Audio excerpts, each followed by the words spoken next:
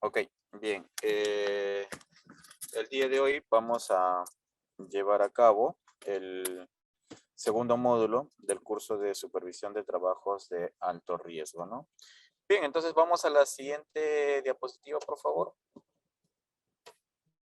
En este caso, nosotros vamos a ver al inicio, ¿no? Lo que vendría a ser los trabajos de riesgo eléctrico, ¿no? Entonces, como ustedes comprenderán, ¿no? Los trabajos de alto riesgo, ¿no? Son 9 tipos. Nosotros en este caso, en este curso, vamos a ver 4 de ellos, ¿no? Y uno de los que ha venido ocasionando muchísimos problemas a lo largo de estos años es el trabajo de riesgo eléctrico, ¿no? Entonces aquí nosotros tenemos que entender, ¿no? Que un riesgo eléctrico, ¿no? Va a ser la posibilidad, ¿no? Que tiene una persona, ¿no? Cuando efectúa trabajos relacionados con la electricidad, ¿no? O sea, todas las personas que trabajan con electricidad estaríamos hablando que están comprometidos, ¿no? Con trabajos con trabajos de electricidad y por lo tanto están desarrollando un trabajo de alto riesgo, ¿no? Y entonces, y que pues, al entrar en contacto con la persona, va a generar, digamos, una afectación, ¿no? Física, ¿no? Hacia la persona, ¿no? La siguiente, por favor. Entonces, este trabajo de alto riesgo se va a definir de dos tipos, ¿no? Primero por fibrilación y el otro por desmembración, ¿no? En ese sentido, lo que nosotros vamos a ver en este caso, cuando se considera fibrilación, dice que es en especial en el circuito de baja tensión, ¿no? Entonces ahí como la imagen mismo nos muestra, se va a considerar fibrilación cuando tenemos en cierta forma un contacto directo con la electricidad, ¿no? Y desmembración se va a considerar cuando depende de la cantidad de la presión ejercida sobre los puntos de contacto, ¿no? Entonces, de esta manera nosotros vamos a definir, ¿no? Ambos tipos, ¿no? De riesgo eléctrico, ¿no? La siguiente, por favor. Entonces, con esta base, ¿no? De, de los tipos de la forma de generación del riesgo eléctrico, entonces nosotros es importante reconocer, ¿no? Que dentro del espacio nosotros vamos a ver pues electricidad de alta tensión, de mediana tensión y de baja tensión, ¿cierto? Entonces, para este caso, ¿no? Y cuando estamos en ciudades, ¿no? También, por ejemplo, vamos a diferenciar, ¿no? Con el tipo de alumbrado público, ¿no? Que se va a tener. Entonces, las instalaciones de distribución de electricidad, que es la que normalmente nos vemos, nos encontramos en distintos escenarios, tenemos, ¿no? Todas aquellas que están situadas, ¿no? Entre las subestaciones, ¿no? De transmisión, que puede ser de alta tensión o de mediana tensión, ¿no? Donde todos estos puntos de entrega, ¿no? Va a ser, digamos, dentro de las zonas de concesión, ¿no? En este caso, dentro de nuestro país, ¿no? Siempre a nivel nacional, ¿no? Toda la distribución de la energía eléctrica tiene una concesión, ¿no? Por lo tanto, esto va a comprender, ¿no? Dentro de las líneas y redes primarias, ¿no? Denominada mediana tensión, van a haber subestaciones de distribución. Dentro de estas subestaciones va a haber unas redes de distribución secundaria o servicios particulares que se va a denominar baja tensión, y vamos a tener las instalaciones de alumbrado público, ¿no? Que estas también van a estar consideradas dentro de las zonas urbanas, ¿no? Entonces, esto de aquí nos va a permitir a nosotros un poco eh, entender y ver con qué tipos de energía eléctrica vamos a contar dentro de nuestra organización o nuestro lugar o zona de trabajo, ¿no? La siguiente, por favor. Ahora, en la siguiente imagen, ¿no? Nosotros nos estamos apoyando, ¿no? Ahí vamos viendo, ¿no? En unas zonas, en una zonificación de vivienda, ¿no? Cómo es el proceso de alumbrado público, ¿no? La presencia del alumbrado público y el proceso de la mediana tensión, ¿no? Vamos a ver también nosotros aquí, ¿no? Tenemos que conocer cómo se caracteriza a nivel mundial el riesgo eléctrico, ¿no? Entonces, cuando nosotros vamos viendo, vamos entendiendo y conociendo, ¿no? El desarrollo del riesgo eléctrico, vamos a ir viendo, pues, que, por ejemplo, en Estados Unidos, ¿no? Dice que ahí se realizó, bueno, en todo caso, al comienzo del uso industrial, de la energía eléctrica, dice, de cada 2 linieros, uno fallecía, ¿no? Consecuencia de un contacto eléctrico, ¿no? Entonces, es importante, ¿no? Tener estos datos para nosotros tomar las acciones respectivas, ¿no? Pero no solo bastó ello, sino un estudio de la OIT, ¿no? Donde hace mención que cada año se presenta en promedio 914 accidentes laborales, dice, ¿no? Dentro de ellos, estos 914 están relacionados con la energía eléctrica, ¿no? Y de estos, 274 son fatales, ¿no? Entonces, este dato también es otro de ellos de los cuales nos tiene que llamar la atención para poder tomar las acciones respectivas, ¿no? Por ejemplo, tenemos un caso específico en España, dice, ¿no? El promedio de fallecimientos anuales, ¿no? En la década de los 70 por causa de la energía eléctrica fue de 202 personas por año, ¿no? Entonces, ahora son las registradas y las contabilizadas, ¿no? Entonces tenemos ahí 202 personas por año. Por ejemplo, tenemos otro estudio específico en el caso de Brasil, ¿no? En el año 1996, ¿no? Se registraron 5.538 accidentes mortales, ¿no? Una cifra bastante alta. Y de esta cantidad, ¿no? Dice que entre 276 y 378 fueron por causa eléctrica, ¿no? Entonces ahí tenemos otro indicador más respecto a el daño, ¿no? Que viene generando, ¿no? O el riesgo que se genera respecto al tema de la energía eléctrica y el no uso adecuado, ¿no? De las medidas de protección individuales o colectivas, ¿no? De tal forma, pues tenemos todas estas pérdidas, ¿no? La siguiente, por favor. Bien, ¿cuáles son las causas de los riesgos eléctricos? Es importante que nosotros caractericemos, ¿no? O sea, ¿por qué tenemos estos riesgos eléctricos? Entonces, estos se van a dar por dos aspectos principales, ¿no? Que tienen que ver con los actos y las condiciones, ¿no? Que son las condiciones inseguras, los actos inseguros, ¿no? En este caso tenemos algunas acciones inseguras que se hace mención. Dice que es la violación de un procedimiento, ¿no? Seguro, o sea, nosotros vamos a establecer, ¿no? Un procedimiento escrito de trabajo seguro, un PETAR, ¿no?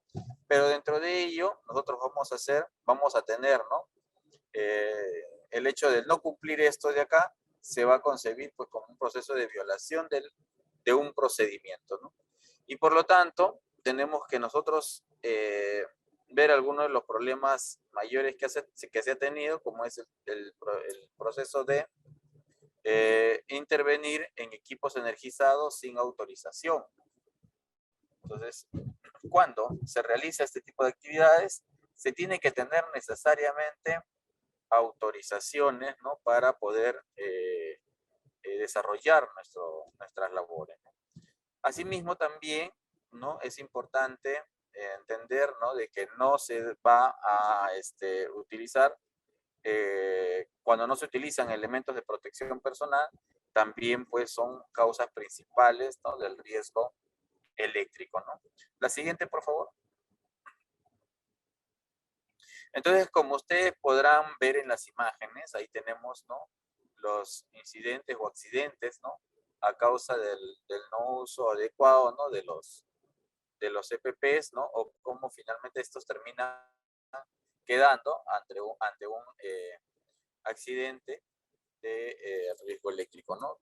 Tenemos ahí, vemos ahí la chaqueta, ¿no?, que está quemada, igual los guantes, ¿no? Entonces, por eso es importante que cuando nosotros desarrollamos una actividad, utilicemos los EPPs correctos y adecuados, ¿no?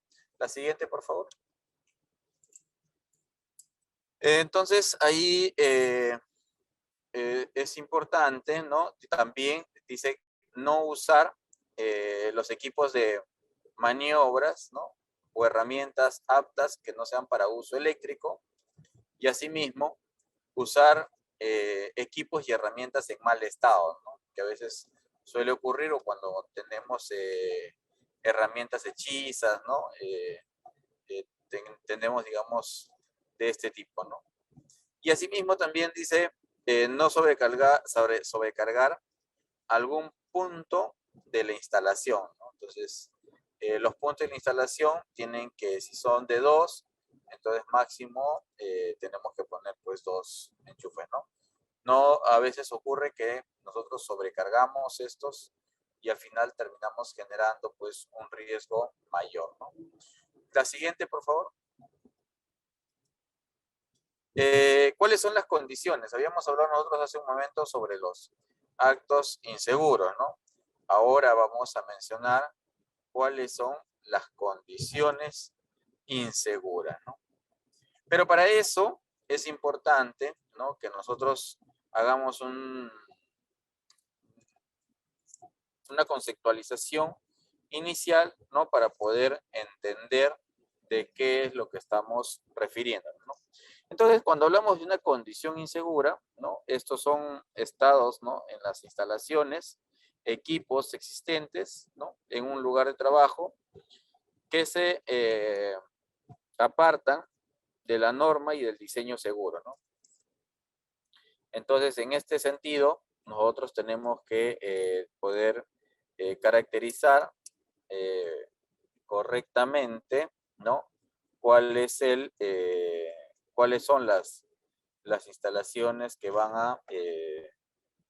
se van a cumplir, ¿no?, con el proceso de la distancia de seguridad, las aislaciones insuficientes o dañadas, ¿no?, material inadecuado, o deficiente, ¿no?, que se va a tener, ¿no?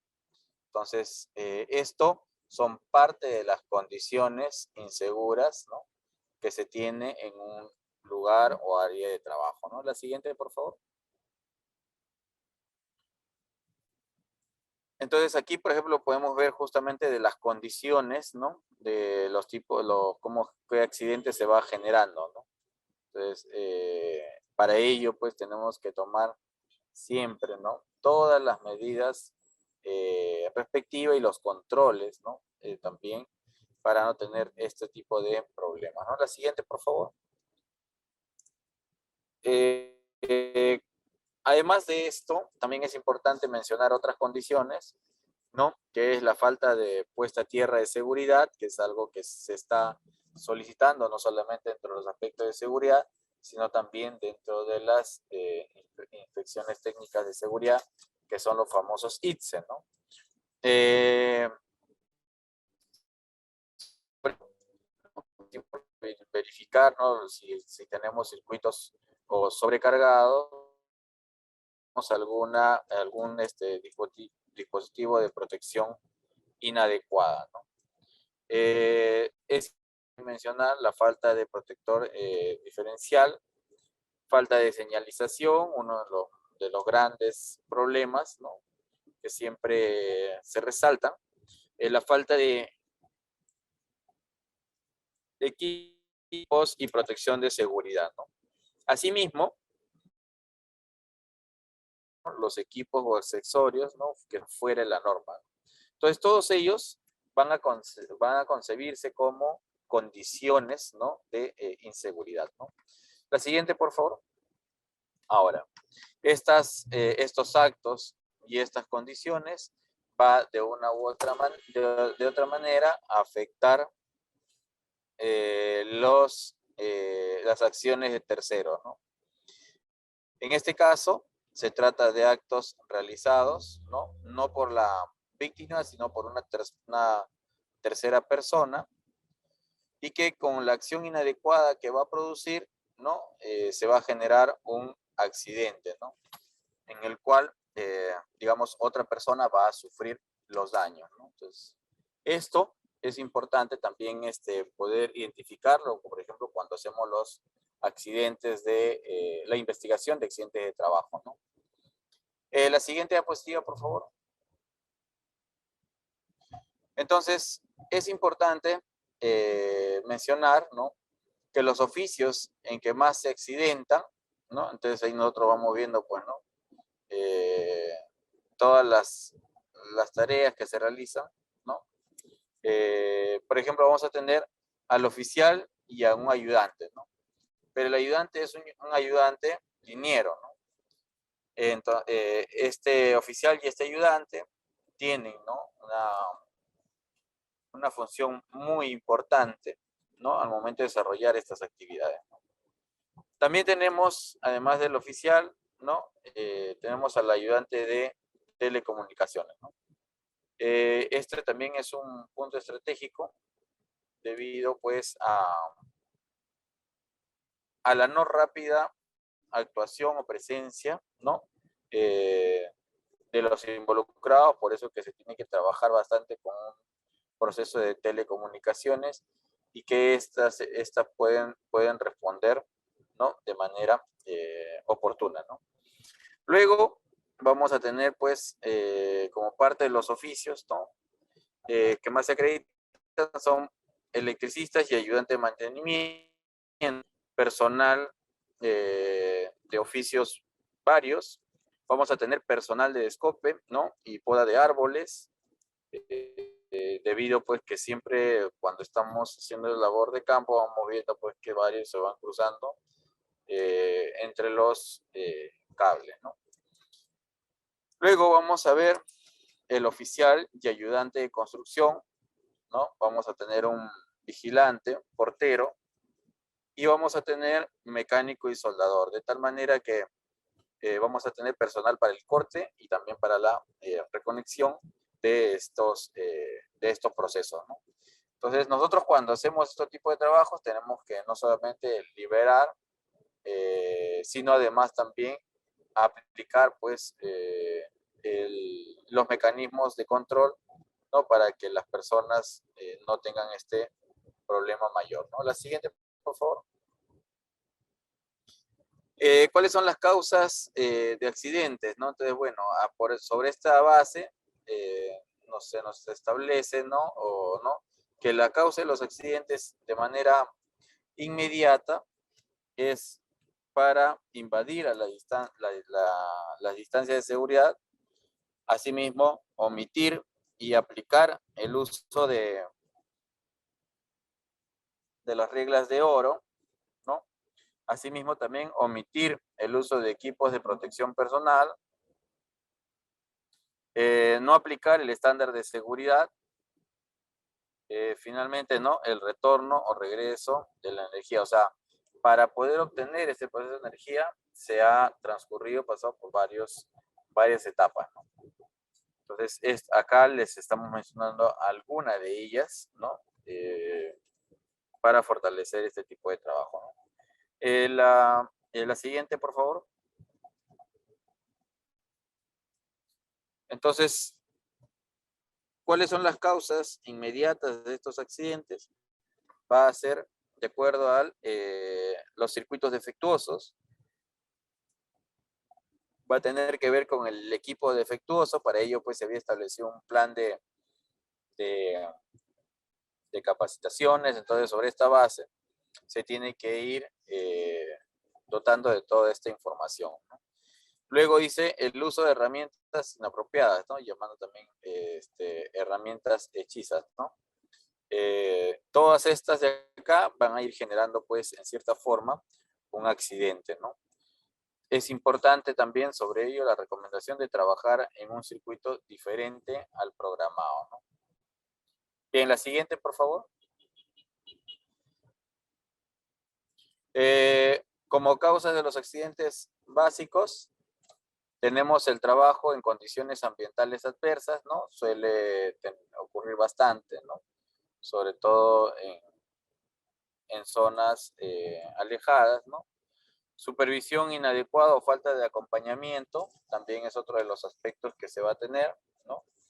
Es subestimar el riesgo, ¿no? Eso también es una causa de los accidentes, ¿no? Asimismo, planificar, ¿no? De cierta forma, los llamados fraudes, ¿no?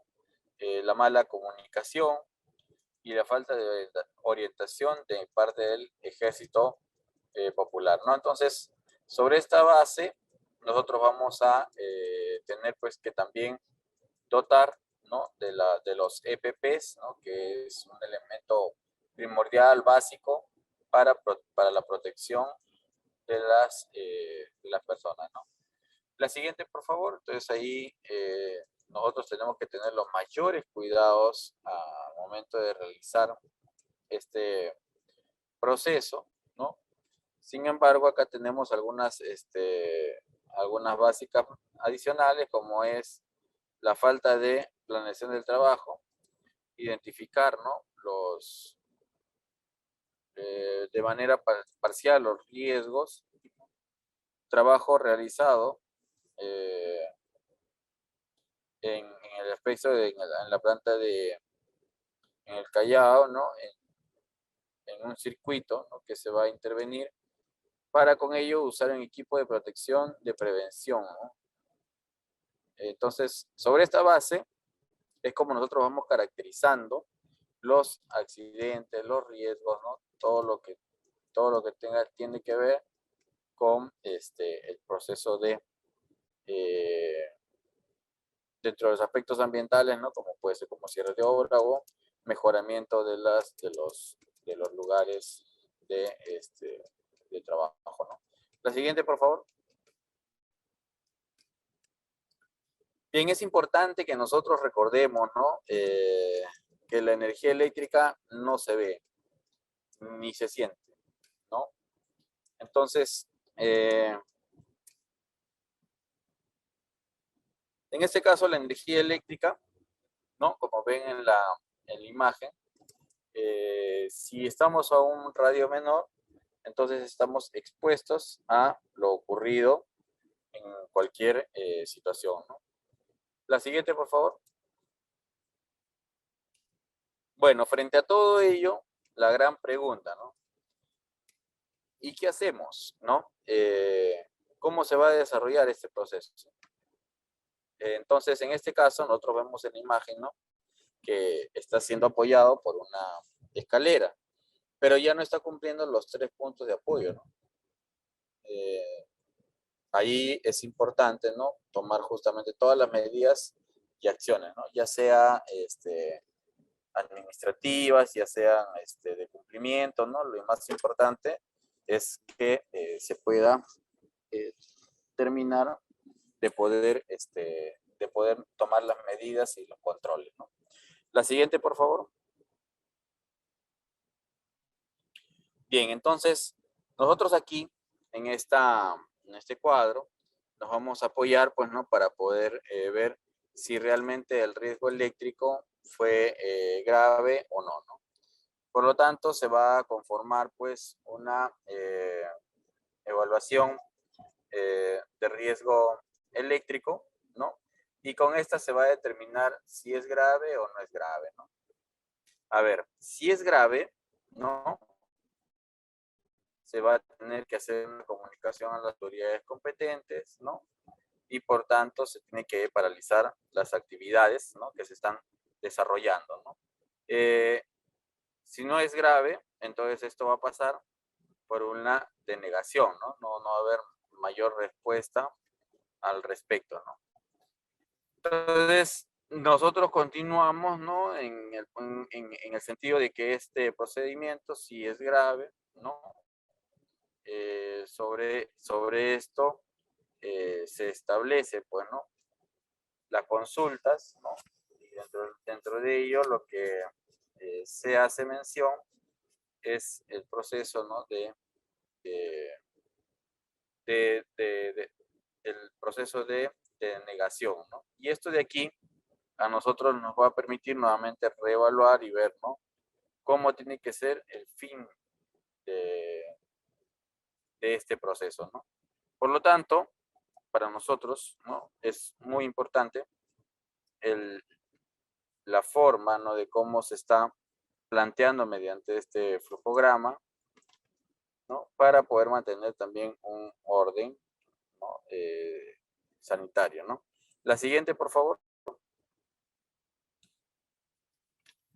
Entonces ahí, en esta, en esta imagen, ¿no?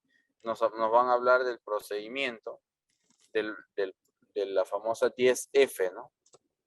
En este aspecto, ¿no? El procedimiento 107, que es un proceso innovador, ¿no? Para el proceso de la implementación de herramientas legales y que se va a establecer ciertas alianzas estratégicas, ¿no? Con las entidades competentes, ¿no? Entonces, el procedimiento 107 del 2010 tiene que evaluarse y adecuarse, ¿no? Dependiendo del tipo o tamaño de nuestra organización, ¿no? La siguiente, por favor. Bien, entonces cuando nosotros desarrollamos trabajo eléctrico, tenemos que entender, ¿no? Eh, Perspectivas, ¿no? La siguiente imagen, por favor. Entonces ahí nosotros vamos a ver, ¿no? Algunas recomendaciones generales, ¿no? Que lo que se realiza, ¿no? A partir del lugar de contaminación y cuál es el flujo, ¿no? Que estos estarían pasando, ¿no? Y dentro de ellos tenemos pues la frontera de descarga, ¿no? Que es el último anillo, ¿no? Luego tenemos la frontera limitada, ¿no? Que este va a tener pues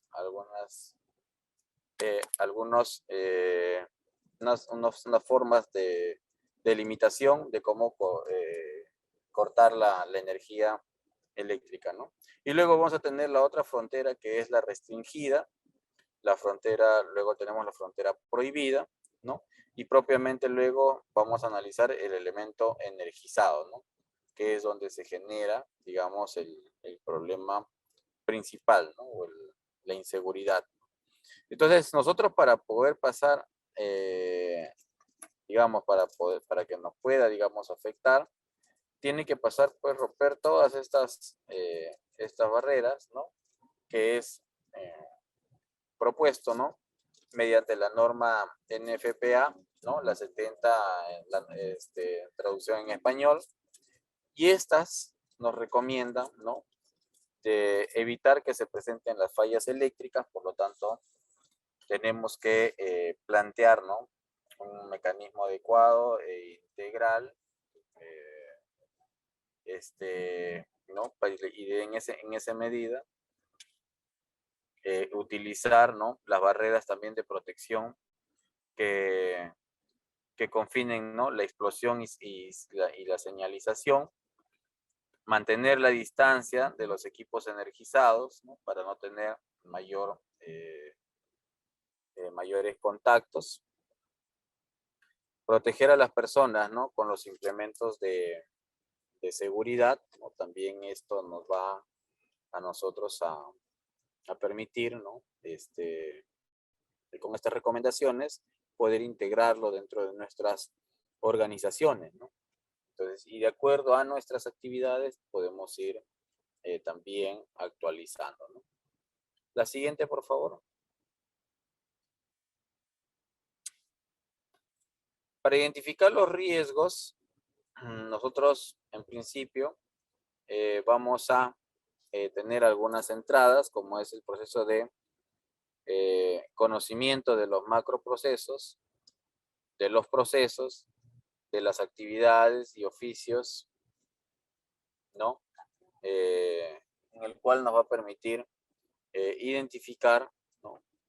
También las actividades críticas y que estos tienen que ver con la intervención de energía eléctrica, ¿no? Y esta puede ser de manera directa, de manera o de forma indirecta, ¿no?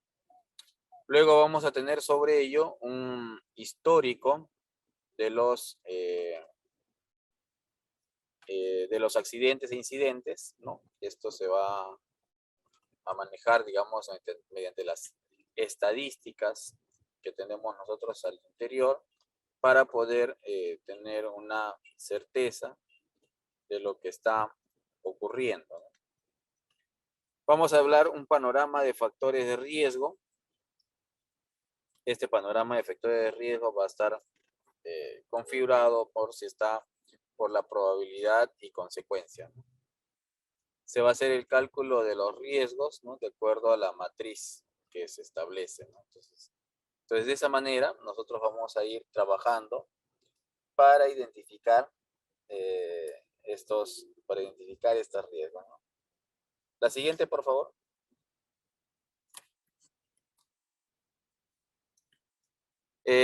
¿Cuáles son los planes para el tratamiento del riesgo eléctrico? Entonces, de acuerdo a la normativa, ¿no? Que se plantea, nosotros tenemos pues que establecer un plan, ¿no? de riesgo eléctrico, ¿no? De acuerdo a la actividad que estamos desarrollando, ¿no?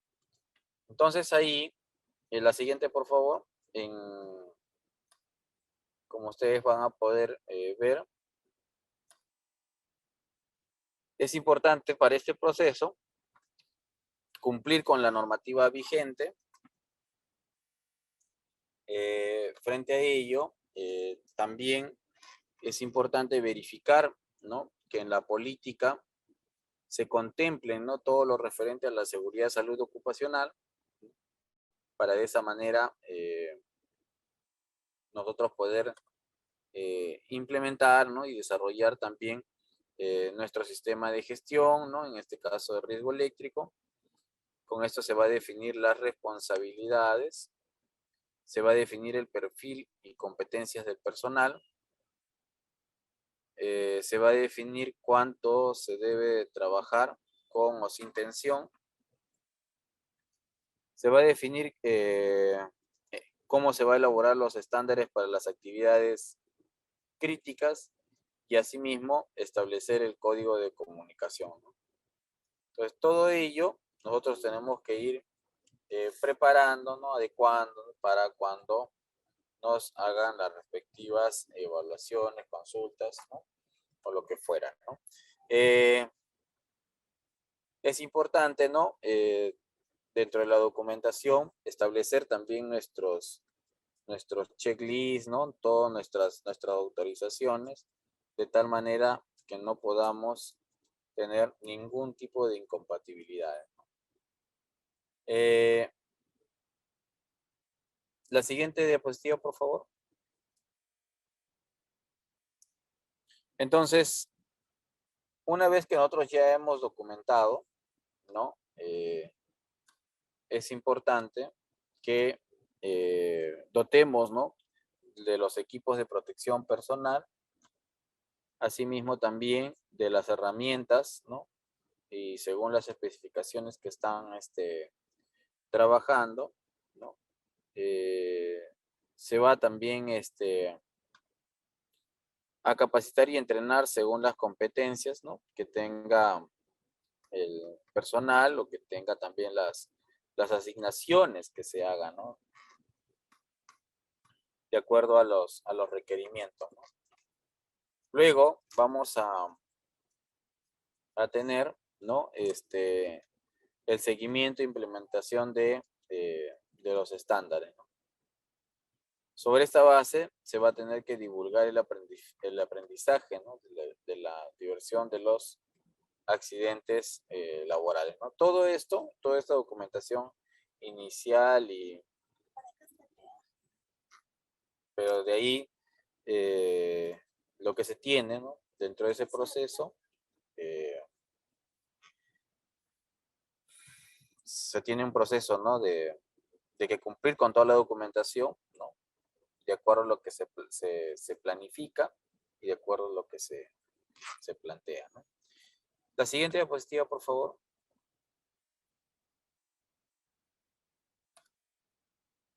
Bien, para realizar un trabajo con energía eléctrica, ya para eso nosotros hemos hecho nuestro plan, ¿no? Tenemos. Luego, sobre esta base, vamos a hacer nuestro planeamiento, ¿no? De mantenimientos con anticipación. Luego vamos a tener, ¿no? Que conocer el circuito a intervenir, analizar los riesgos en el sitio y sus alrededores. Es importante, antes de comenzar a trabajar, ¿no? Quitarse, digamos, todo lo que tenga que ver con generación de electricidad, ¿no? O ser conductor de electricidad, y que esto nos va, pues, generar un problema mayor, ¿no? Revisar según los estándares si va a trabajar con qué tipo de tensión, si es baja, mediana, ¿no? Cuál de ellos, ¿no? Alumbrado público, ya que en este proceso se tiene que evaluar de manera integral, ¿no? Y es importante utilizar, ¿no? Equipos de protección según el estándar que se ha establecido, ¿no? Por lo tanto, dice, pues, un operario solo, ¿no? En este tipo de trabajos no debe de elaborar, ¿no? Sin un sistema energizado por encima de 1000 voltios, ¿no? De fase a fase, ¿no? Entonces, esto debido, pues, justamente a los problemas que se han tenido, ¿no? En su determinado momento, ¿no? La siguiente diapositiva, por favor. Entonces, con todos estos de documentos, ¿no? Se va a realizar este tipo de trabajo y con ello se va a verificar, pues, ¿no? El estado de salud, ¿no? Y anímico de las personas. Para eso, pues, se hace sus exámenes ocupacionales, ¿no? Se va a realizar una inspección de equipos de protección personal, se va a hacer una señalización eh,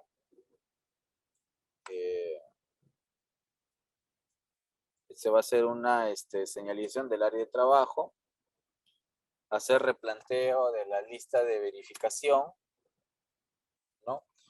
Eh, de acuerdo a los trabajos que se están realizando, ¿no? La siguiente, por favor.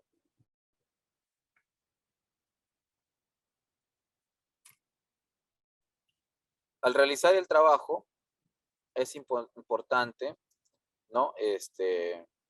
Mantener lo que siempre hacemos mención en las distintas capacitaciones, ¿no? Un trabajo limpio y ordenado, ¿no? Lo cual esto nos va a permitir a nosotros mayor desplazamiento. Asimismo nos va a permitir, pues, también evitar, ¿no? Ciertos accidentes. Es importante que el sitio de trabajo debe estar bien iluminado, ¿no? Entonces, en este proceso, ¿no? Tenemos que tener una correcta iluminación, ¿no? La suficiente como para poder realizar nuestro trabajo, ¿no? Luego también es importante que hay que garantizar la buena visibilidad, ¿no? Del área de trabajo, ¿no? Entonces ahí también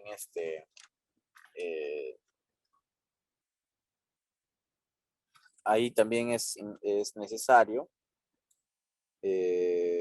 colocar, ¿no? Los equipos de protección personal y consignar cómo se está desarrollando el circuito, ¿no?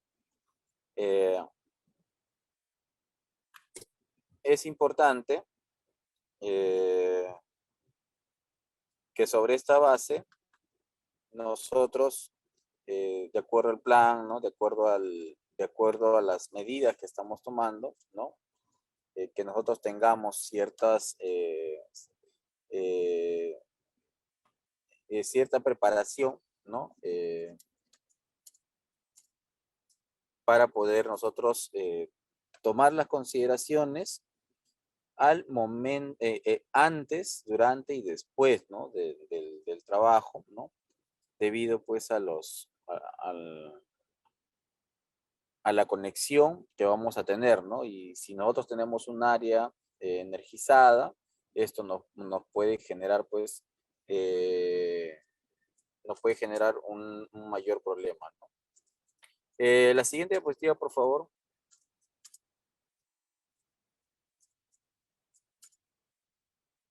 Los trabajos sin tensión, ¿no? Son todos los trabajos, ¿no? Que se consideran bajo todo circuito, ¿no? Energizado, ¿no? Es importante aplicar las 4 reglas de oro. Luego también trabajar solo en eh, eh, un frente muerto, ¿no? Aplicar la regla de una sola mano, ¿no? Entonces, de tal forma que nosotros podamos mejorar, ¿no? Estas cosas, ¿no? Y ya, entonces, sobre esta base es importante recordar que en estos tipos de trabajos que se desarrollan, no se deben de generar, pues, ningún tipo eh, eh, de bromas o distracciones, ¿no? Ya que esto nos va de una u otra forma perjudicar al momento de desarrollar nuestras actividades, ¿no? La siguiente, por favor.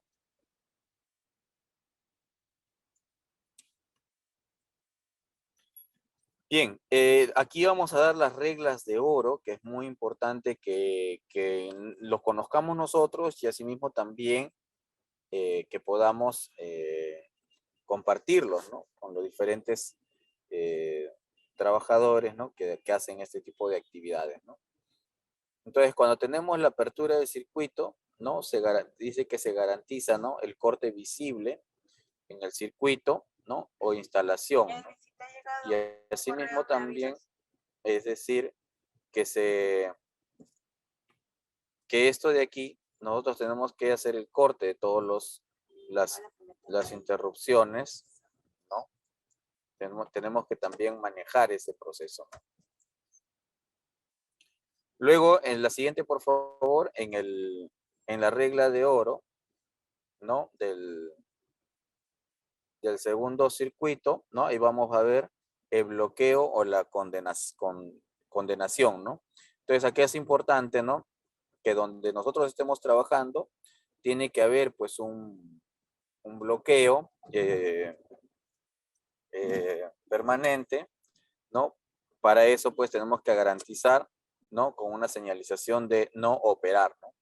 Entonces, esto es una regla de oro importantísimo porque si esto de aquí se vulnera, entonces estaríamos generando afectaciones, grandes afectaciones entre nosotros, ¿no?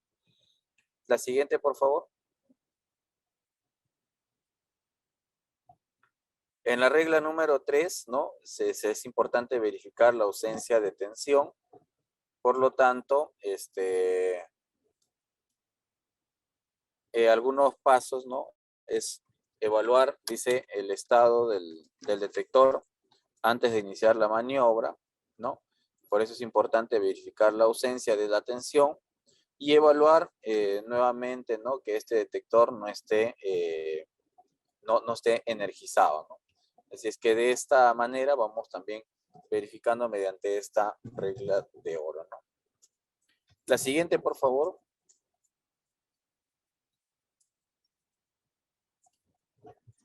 Es importante, ¿no? Colocar en la puesta a tierra un cortocircuito, ¿no? Para verificar, ¿no? El estado de puesta en tierra y asimismo también es importante conocer, ¿no? La puesta a tierra, ¿no? y el cortocircuito de todas las fuentes de alimentación, ¿no? De tal manera que tenemos que ir tomando las consideraciones del caso, ¿no? La siguiente, por favor. En la regla de oro número 5, vamos a tener que señalizar la zona de trabajo. También este es otro de los aspectos que lo hemos mencionado, ¿no? En distintas circunstancias. Estas señalizaciones a nosotros nos va a permitir eh, poder, ¿no?, alejar cualquier tipo de objeto que no que esté de forma inadecuada, ¿no? Y asimismo también evitar ciertos errores, ¿no? La siguiente, por favor.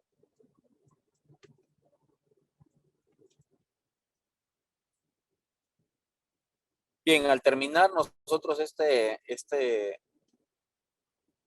trabajo, es importante, ¿no?, que se reagrupe a todo el personal, ¿no?, de tal manera que al momento de desarrollar el cierre, podamos saber que todos estamos de manera conjunta para poder nuevamente reaperturar, ¿no?, la conexión eléctrica, ¿no?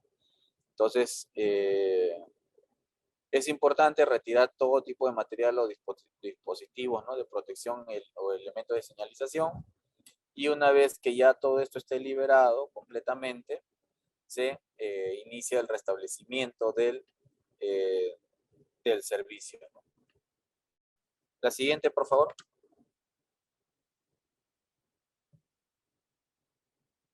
Si se trata de trabajos con tensión, dice, solo personas entrenadas y autorizadas deben realizar dichos trabajos y con métodos específicos, ¿no? Considerando todas las reglas de oro, también es importante, ¿no?, mantener trabajo a distancia, trabajo en contacto, con protección aislante de las manos y trabajo potencial, ¿no? Entonces, es de esa forma es como nosotros también vamos a considerar en este tipo de trabajo, ¿no? La siguiente, por favor. Eh, entonces, cuando trabajamos con tensión, dice toda persona que deba intervenir en estos tipos de trabajo debe poseer una certificación que los habilite. En este caso, una capacitación o en este caso también es importante no estar dirigido, ¿no?, por un ingeniero colegiado, ¿no?, para todos estos trabajos, ¿no? El jefe de trabajo, ¿no?, quien está encargado de dirigir y vigilar los trabajos, se asegurará de una buena ejecución y comunicará en el centro de control a fin de los mismos, ¿no? De tal manera que esto nos permita a nosotros,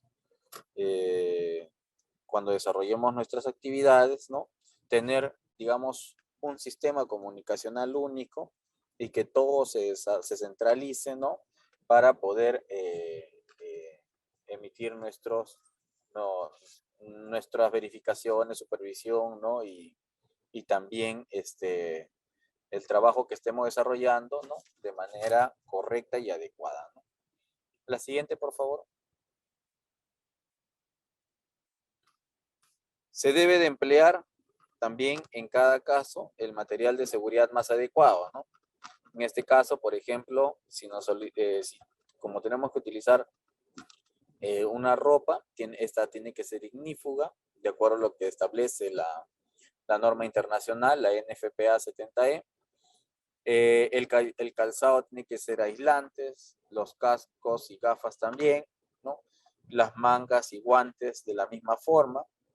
Se tienen que utilizar alfombras o banquetas aislantes, ¿no?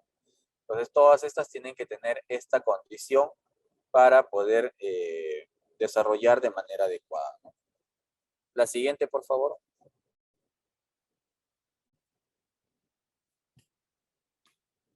Eh,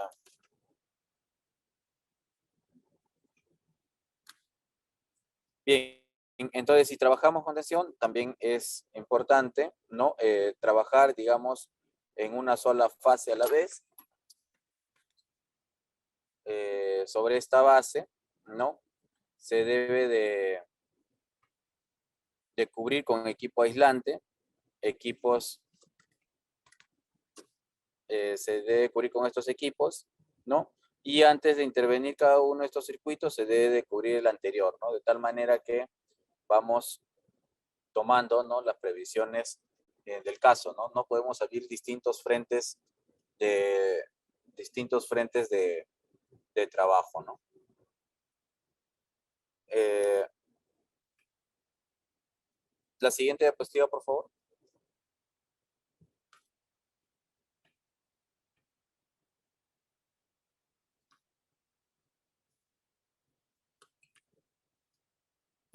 Los equipos de protección personal, en este caso, son los cascos, los guantes aislantes, las gafas, ¿no? Aislantes, botas aislantes o zapatos aislantes, ¿no? Esos son los equipos principales, de acuerdo en este caso a lo que vendría a ser el riesgo eléctrico, ¿no? Ya, la siguiente, por favor. Algunas recomendaciones respecto a este proceso. Tenemos que no se debe alterar ni modificar los dispositivos de seguridad, ¿no? Al desconectar una clavija, un enchufe, ¿no?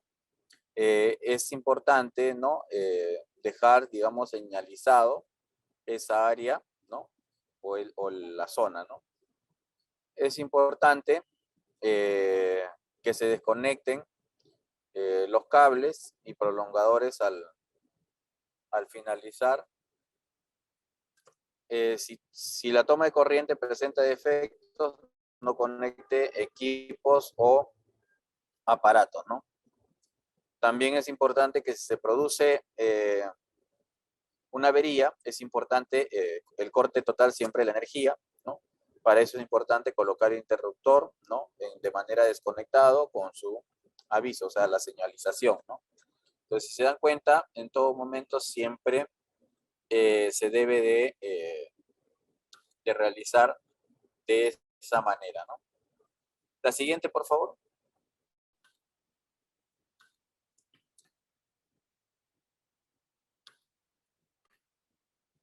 Bien, entonces, si se reemplaza algún fusible, ¿no?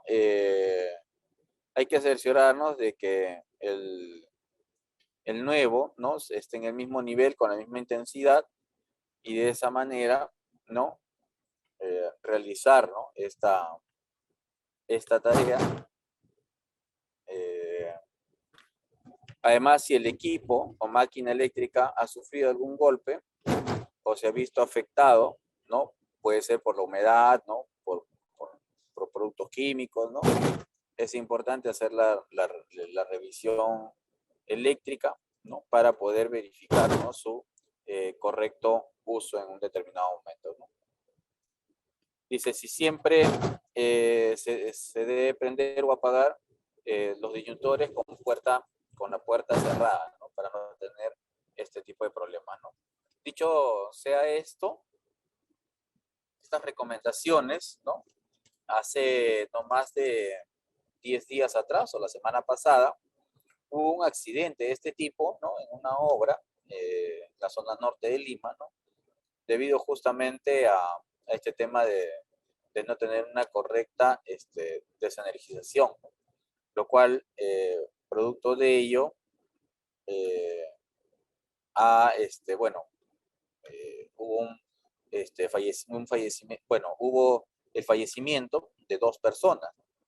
Entonces, bueno, ahorita está en proceso de investigaciones, cuáles fueron las causas, pero ya nos vamos dando cuenta, pues, un indicador de cuán dañino puede ser, pues, el hecho de no cumplir con las reglas de oro, con todas las recomendaciones o con el plan que nosotros tenemos, ¿no? La siguiente, por favor.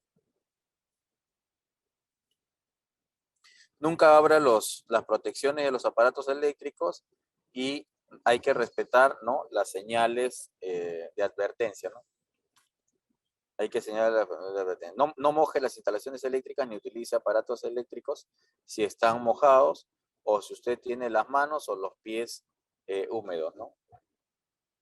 Entonces, todo ello también es importante tener en cuenta, ya que todo proceso de cableado que esté mojado o húmedo nos va a generar siempre un problema, ¿no? La siguiente, por favor.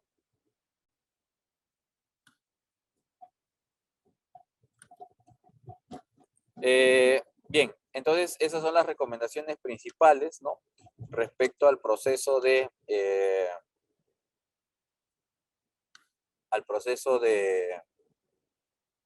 lo que vendría a ser los trabajos de riesgo eléctrico. Ahora vamos a iniciar, ¿no?, lo que vendría a ser los trabajos de alto riesgo, ¿no?, en espacios confinados, ¿no? Bien, los trabajos de alto riesgo en espacios confinados, como lo dicen, ¿no?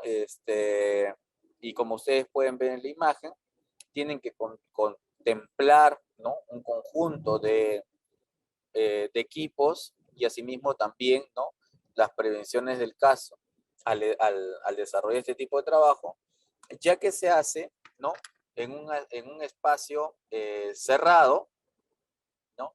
Y que este espacio cerrado, encima tenemos que verificar, pues, si tiene o no presencia de algún elemento químico, ¿no?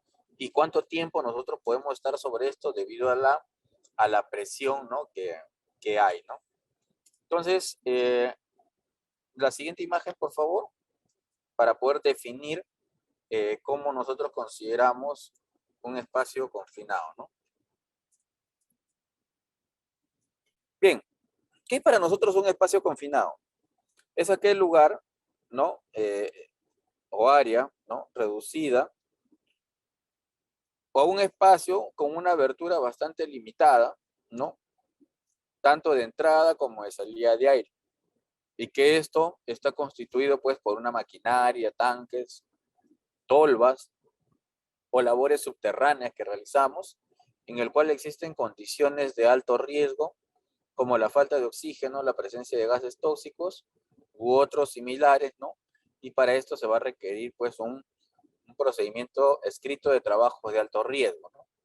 Estos procedimientos se llaman PETAR. Entonces, como ustedes pueden ver en la imagen, ¿no?, estos PETARs estos espacios confinados, ¿no?, son espacios cerrados, ¿no?, donde no vamos a tener mucho espacio para movilizarnos o no vamos a tener también mucho espacio para ventilarnos, ¿no? Entonces, eso para nosotros va a ser considerado un espacio confinado. Entonces, esto significa que tenemos que tomar distintos tipos de medidas de control, ¿no? En ese sentido, en la siguiente imagen, por favor.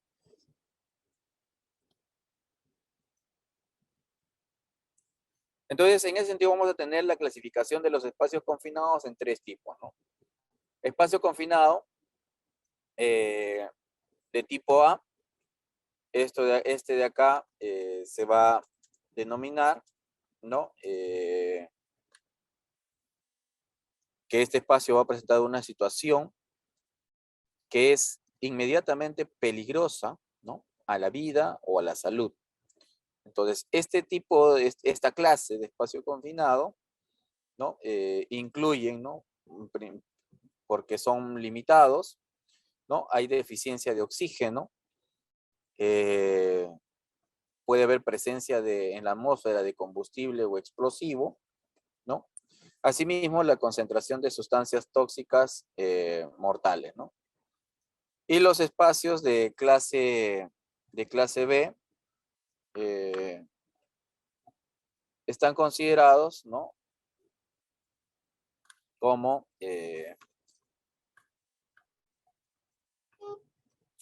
como un espacio confinado que tiene una potencialidad para ocasionar daño y enfermedades, ¿no?, a nuestra salud, con las medidas, ¿no? Dice que de prevención y que estas no se utilizan, ¿no?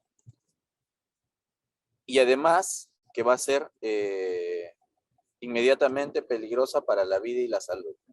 Entonces aquí ya vamos a tener otro tipo, ¿no? Otra clase, ¿no? De espacio confinado. Y la tercera, que es la C, tenemos, ¿no? Que es un espacio confinado en el que el peligro potencial no requería de ninguna modificación especial al procedimiento de trabajo, ¿no? Entonces, estos tres tipos de clases, nosotros tenemos que identificarlos antes de iniciar nuestra actividad, para, en función a ello, tomar las medidas de prevención. Eh,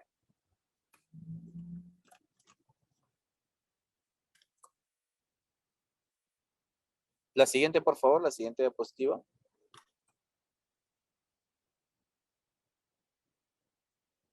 Bien, entonces, los tipos de espacios confinados, ¿no? Que vamos a tener es las calderas, ¿no? Eh, por tuberías también, ¿no? Hay distintos tipos de tuberías. Los tanques de reacción o procesos a través de los molinos, ¿no? Como hemos visto en las imágenes anteriores, ¿no? Los tanques sépticos, los silos, tanques de almacenaje, por ejemplo, las trincheras, las maonle, las excavaciones mayores a 4 pies de profundidad, ¿no? Entonces también estos son considerados, ¿no? Dentro de este proceso, ¿no?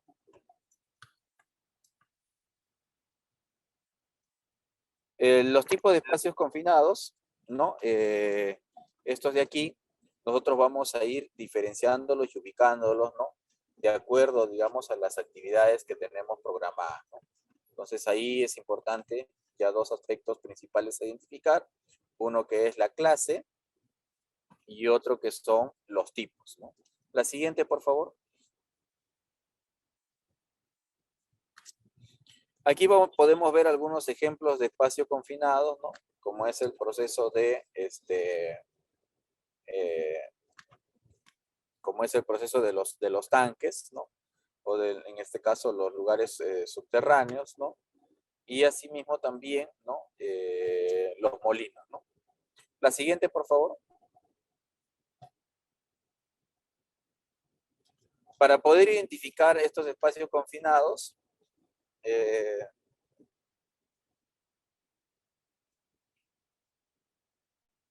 es importante utilizar, ¿no? Un letrero, ¿no? Donde dice peligro, espacio restringido, se necesita permiso de entrada, ¿no? A este espacio confinado.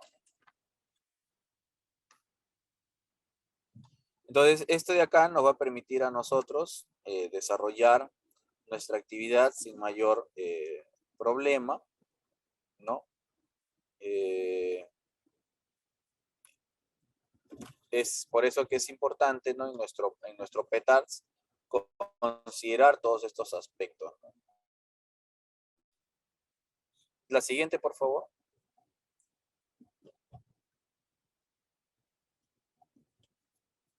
Es importante también aquí mencionar, ¿no? El letrero, ¿no? De alerta, de acuerdo al trabajo que estamos desarrollando. Eh, ¿Cuáles van a ser, por ejemplo, dentro de nuestro espacio, ¿no? Colocar, ¿no? Los letreros de alerta que los peatones puedan verlo, ¿no? Estos de aquí tienen pues que estos letreros deben decir, ¿no? El peligro de la acción requerida y asimismo también es importante, ¿no? Sobre esta base, señalizarlo, ¿no? El entorno, ¿no? Entonces, sobre esta base, nosotros vamos a establecer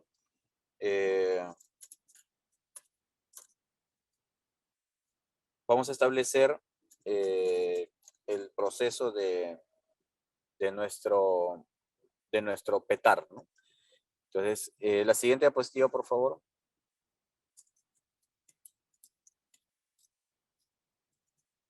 Entonces, los riesgos de los espacios confinados, ¿no? Es por contacto eléctrico, ¿no? Es por desprendimiento de objetos, es por riesgo por asfixia, es por es también por golpes, ¿no? Es por condiciones meteorológicas o también por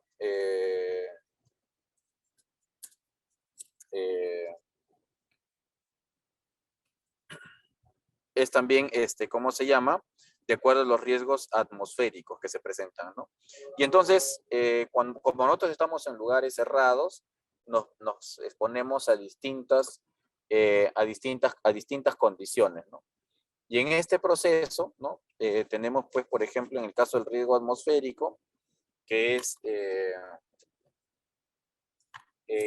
de acá nos va a generar, eh,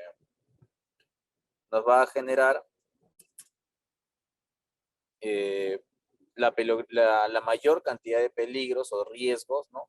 Que tenemos dentro de los espacios confinados, ¿no?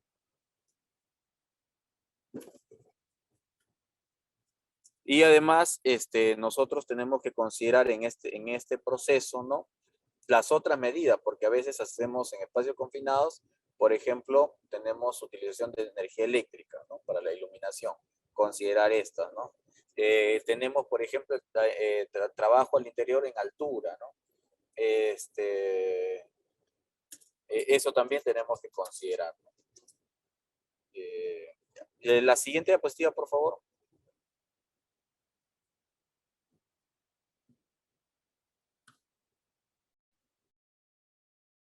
Bien, los riesgos comunes con las que nosotros nos encontramos en un espacio confinado, ¿no? Como dice aquí la imagen, ¿no? Dice, ¿no? Que es producto de la deficiencia del oxígeno.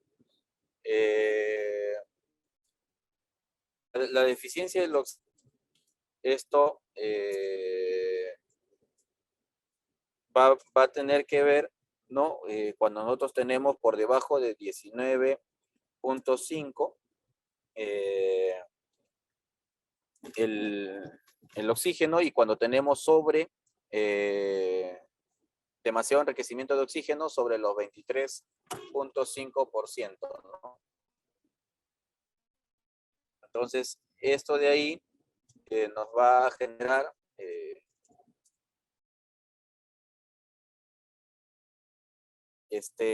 además de ello, gases o vapores inflamables, ¿no? Que se van extendiendo en un 10% de su límite inferior de expresividad, ¿no? Entonces, esto significa de que si estos gases, por eso que nosotros cuando hacemos nuestros controles al interior, tenemos que utilizar de manera permanente estos equipos de medición, ya que vamos a estar expuestos de manera permanente, ¿no? Y más aún si todavía a veces trabajamos con algunos otros productos químicos, ¿no? Entonces ahí tenemos que también considerar estas mediciones, ¿no? De manera permanente, ¿no? Sobre esta base vamos a tener residuos en forma de polvos o neblinas, ¿no? Que van a oscurecer el ambiente. Entonces es importante ir disminuyendo la visión a menos de 1.5 metros. Entonces nosotros tenemos que tomar las acciones, ¿no? Todos estos de acá, nosotros tenemos que considerarlo al momento,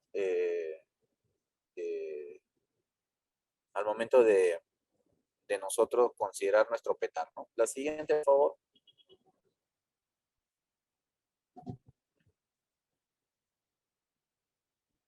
Las concentraciones en la atmósfera, ¿no? De sustancias tóxicas, ¿no? O contaminantes sobre el límite permitido de exposición, vamos a tener en principio el monóxido de carbono, ¿no? Un gas sin olor generado por el humo, ¿no? De los motores, o también por combustión incompleta, ¿no? Entonces, este proceso, ¿no?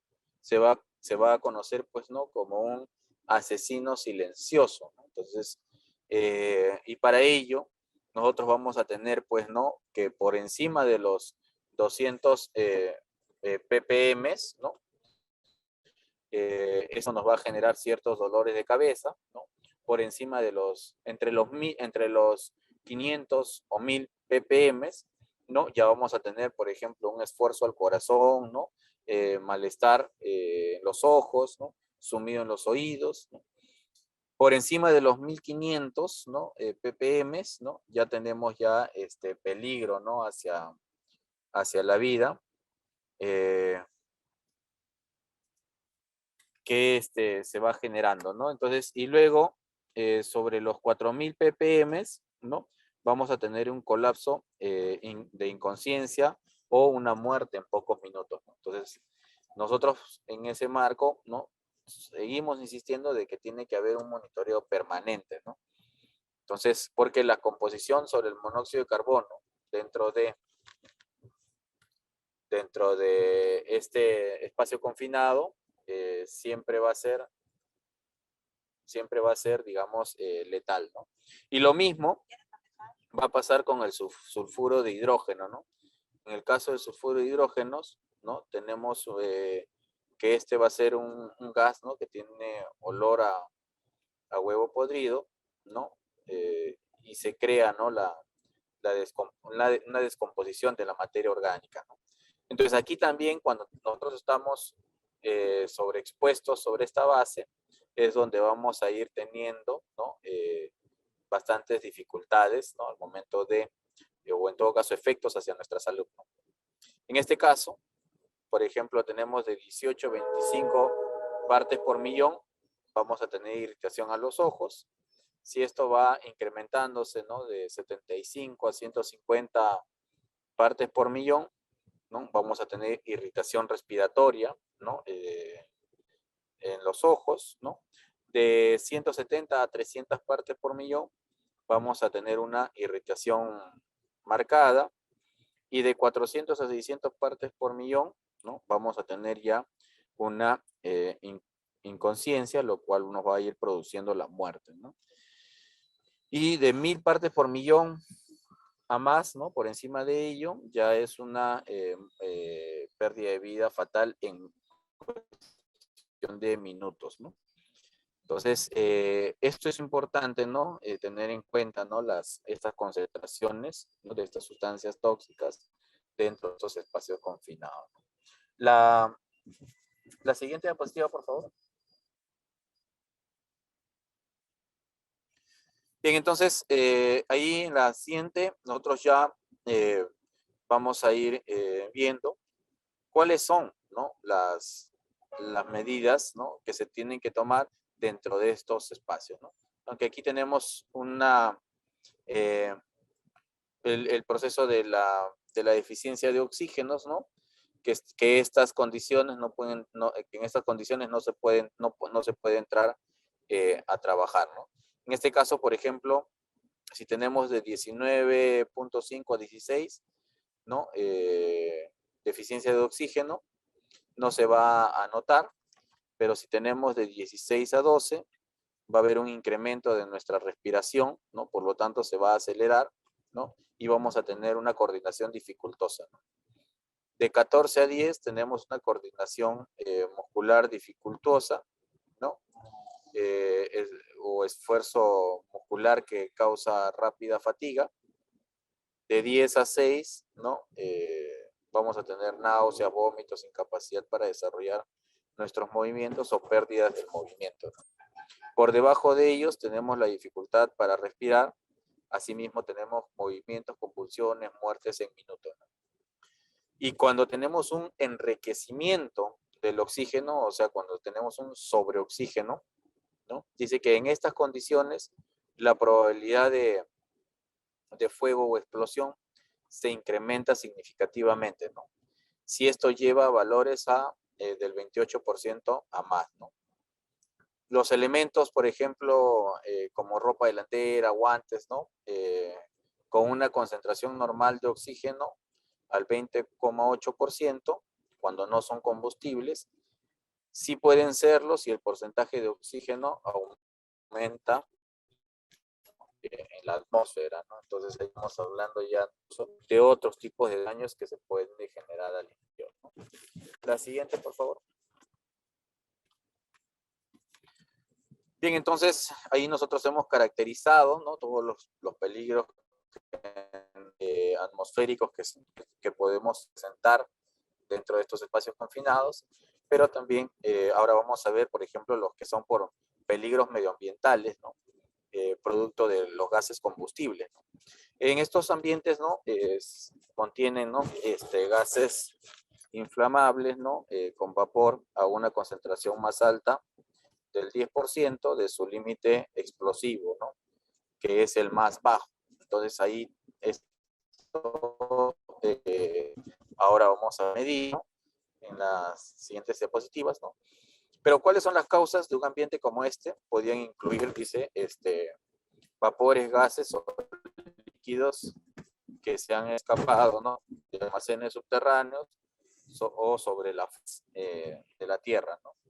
Y que estas también pueden estar en tubería de gases, como es el GLP, gas propano, gas natural, ¿no? Entonces, como pueden ver en la imagen, estos gases que son identificables, visibles, ¿no?, se tienen que ir considerando, ¿no?, desde ya cuando vamos viendo que el 10% de nuestro espacio se está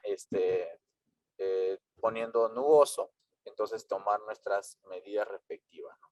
La siguiente, por favor. La planificación antes de entrar, entonces ya vamos entrando para ir tomando nuestras medidas, ¿no? ¿Qué es lo que debemos hacer?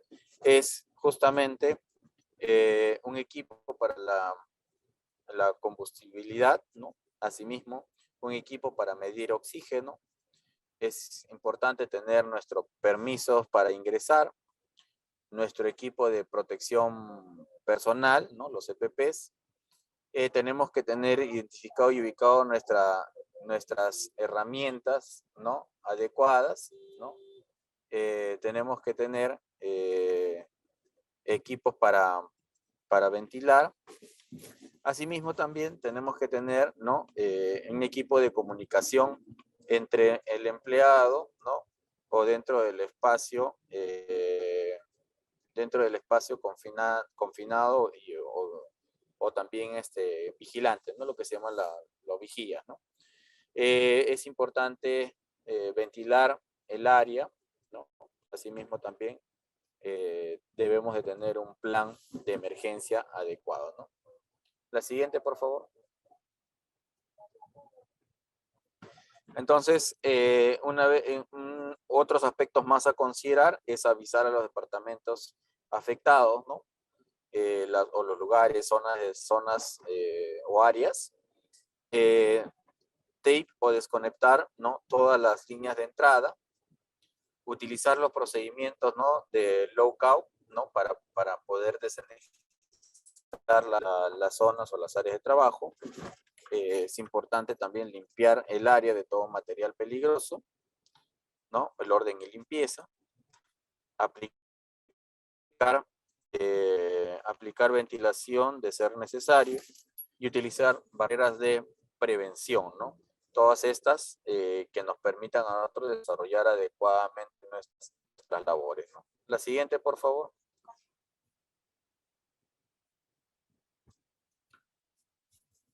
Entonces, ahí en la siguiente imagen, ¿no? Vamos a ir viendo, ¿no?, las supervisiones que nosotros tenemos que realizar, ¿no?, dentro de las responsabilidades que asumimos, ¿no? Uno es que nosotros como supervisor del trabajo tenemos que planear, ¿no?, implementar y controlar las actividades, ¿no?, de ingreso a los espacios confinados, ¿no?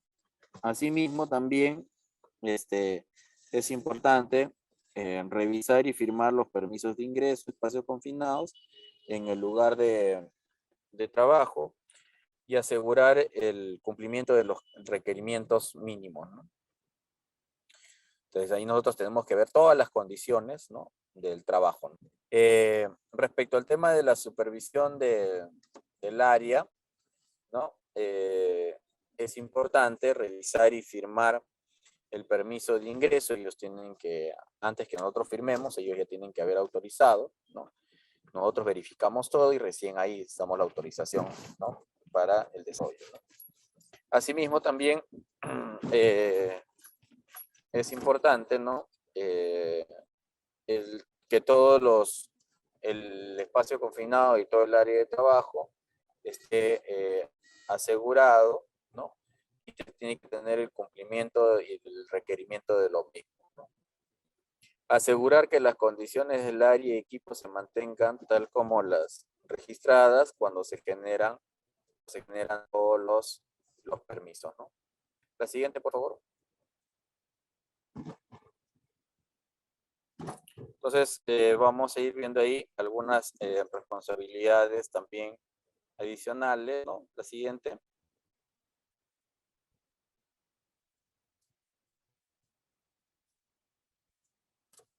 Hola, la siguiente, por favor.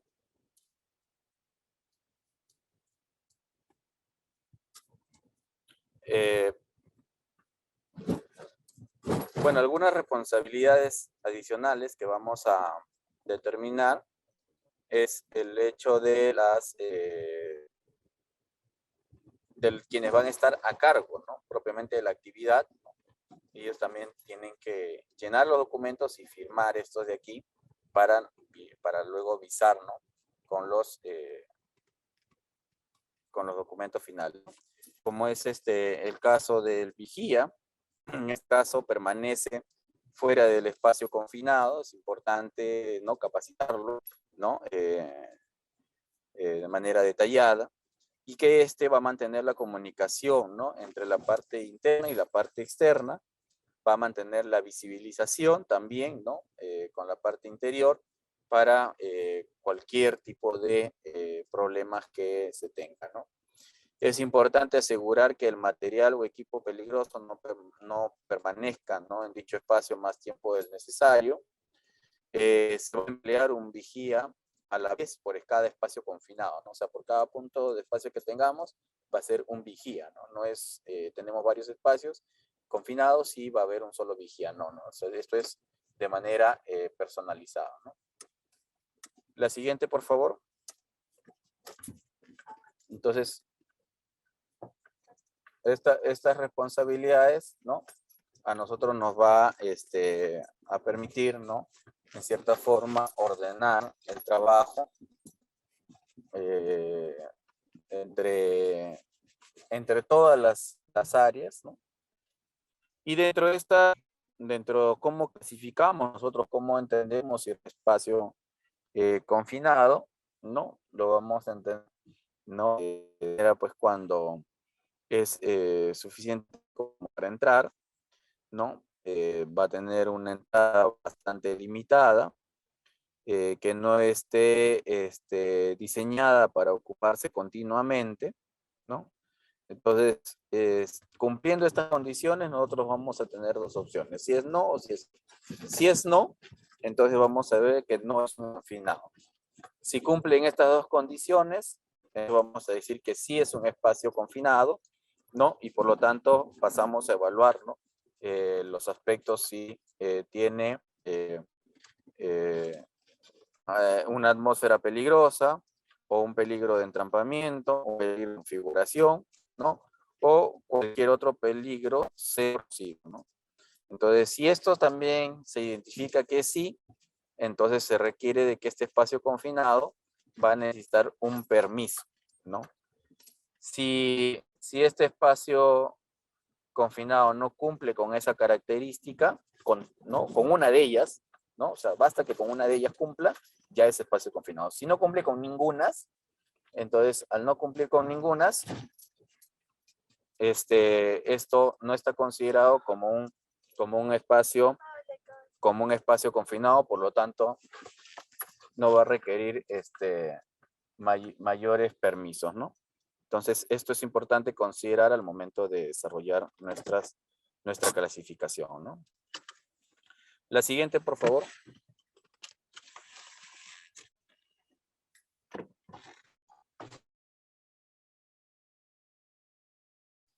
Ya, el siguiente es el requerimiento de todos los permisos, ¿no?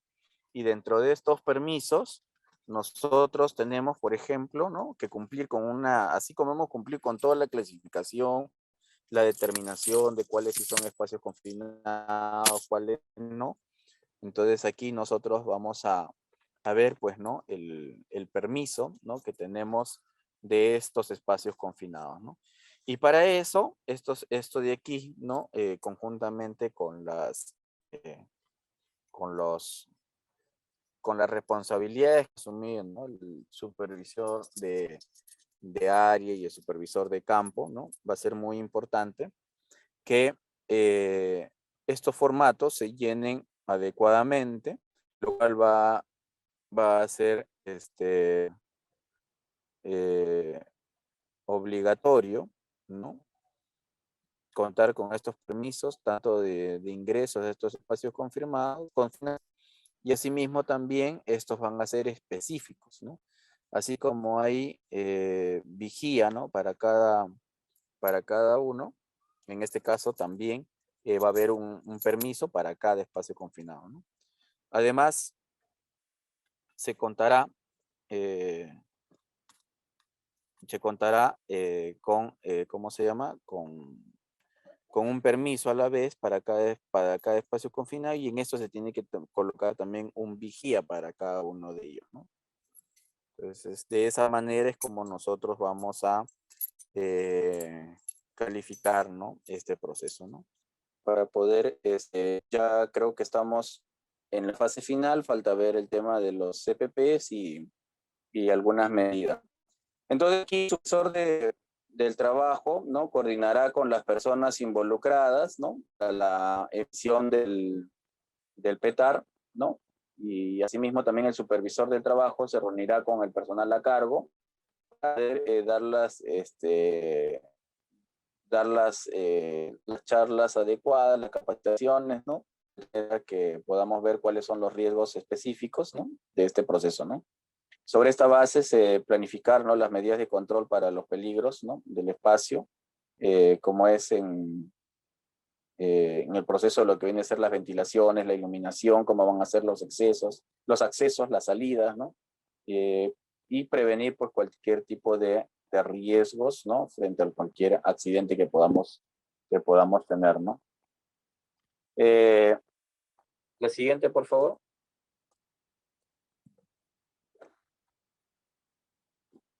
Entonces, también otro de los procesos importantísimos que vamos a tener, las señalizaciones, ¿no? Que esta se va a utilizar a través de cintas de seguridad, ¿no? Y sobre esto, pues, como les di las recomendaciones iniciales, se tienen pues que tener bloqueado, ¿no? Todos los espacios, los lugares que no deben ser intervenidos, ¿no?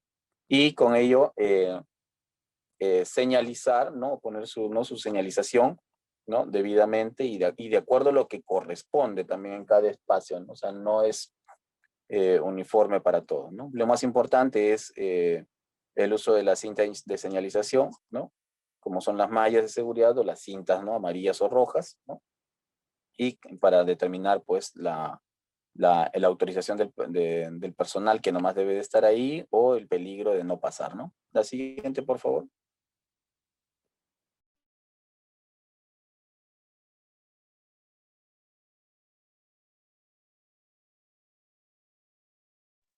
En el caso de los espacios confinados, es importante que se debe tener, antes de ingresar, ¿no? Limpiar con agua o vapor, ¿no?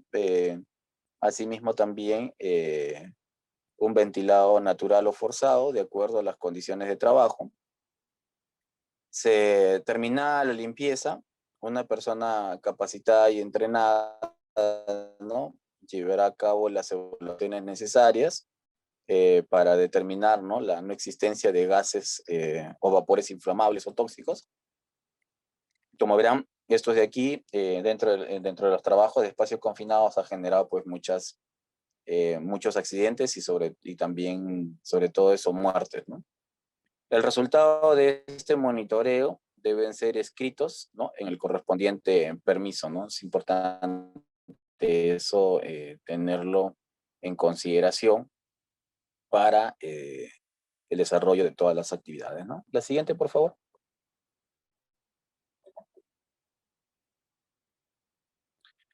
Eh, es importante, ¿no? Los valores, el valor límite permisible en una jornada de trabajo de 12 horas de exposición, ¿no?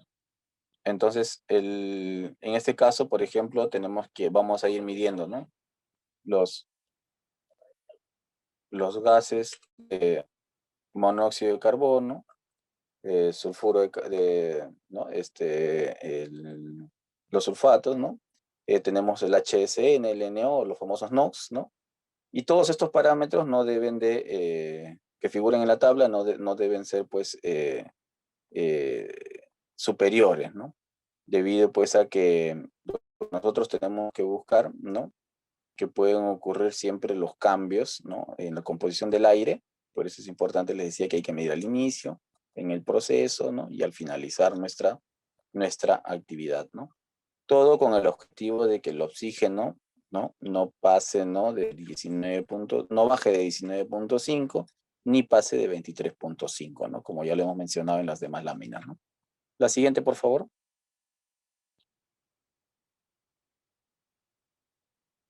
Entonces, para realizar este procedimiento, antes de iniciar las labores el supervisor deberá verificar la eficiencia de la comunicación entre el vigía con el personal, verificar todas las medidas de control y el permiso deberá permanecer en un lugar visible cercano al área de ingreso. Dice, un nuevo permiso deberá ser emitido en horario extendido o en las siguientes categorías, ¿no? Todos los permisos serán cancelados si se produce alarma de emergencia en el área, ¿no? Entonces ahí nosotros, es importante, ¿no?, sobre todo tener en cuenta esto, ¿no? A veces hay trabajos prolongados, ¿no?, o se extienden, entonces estos tienen que medirse correctamente, ¿no? Eh, Y entonces, cuando el personal autorizado ingresa al espacio confinado, debe estar presente el vigía durante la ejecución del trabajo, ¿no? El vigía no puede abandonar el área sin autorización, ¿no? O sin que eh, no haya nadie que lo reemplace en el tiempo, o en todo caso el personal que está al interior, cuando el vigía se retire por cualquier situación, tenga que salir de esta área, ¿no? La siguiente, por favor.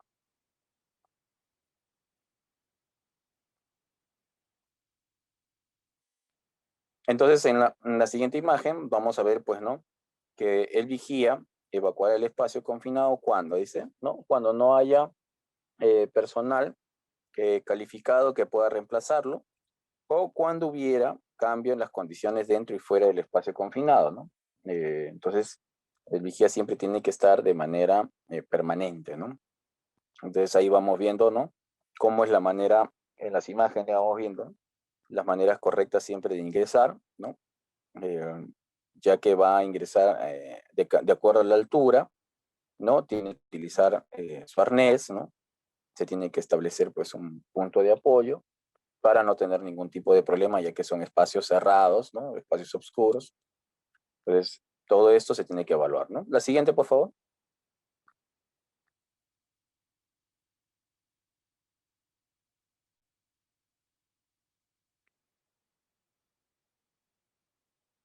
La siguiente. Entonces, los equipos de protección personal que se van a utilizar, como ya hemos estado viendo en las imágenes anteriores, ¿no? Casco, caretas, arnés, gafas, esto principalmente, pero también tenemos que tener equipos adicionales, ¿no? Como son abastecedores de aire, ¿no? Que son autocontenidos, ¿no? Con líneas de aire, que estos, por ejemplo, tienen que tener, pues, una bomba, ¿no? Tanto para eh, sacar el aire, ¿no? O también hacer ingresar, ¿no? No, o sea, de tal forma que permita remover el aire interno, ¿no? Equi- Equipos de comunicación adecuadas es importante. Las luminarias, herramientas y equipos eléctricos apropiados, ¿no? También no hay ningún problema. Eso ya lo tienen que ustedes implementar, adecuar, ¿no? Dentro de estos espacios confinados, ¿no? La siguiente, por favor.